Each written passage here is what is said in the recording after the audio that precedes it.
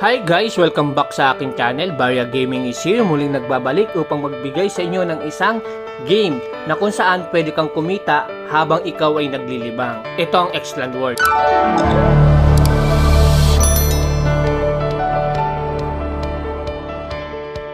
Muli nagpapaalala ako, isang disclaimer lang. Bago kayo pumasok sa ganitong mga game or application, mag-your muna kayo. Do it your own research. Saka, mag-invest kayo kung ano na yung kaya nyong pwedeng mawala sa inyo, yung hindi hard-earned money. Simulan natin video na to sa inyong pag-registered.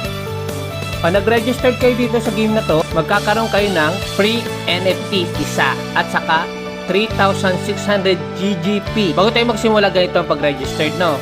Pag kinilik nyo yung description, ito makita nyo email, lagyan nyo lang email ninyo. Then, pagka email nyo, get code nyo lang. Lagyan nyo yung password. Punta kayo sa email nyo, makikita nyo po, lagay nyo dito sa verification code. Password, confirm password, saka invitation code. Ito na lang lagay ninyong number. Ito nakikita nyo, number na to ilalagay ko sa description below, no?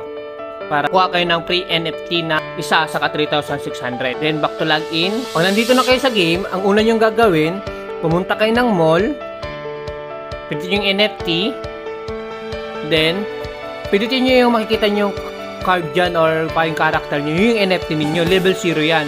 Ang gawin ninyo, click nyo yan. Then, level up nyo.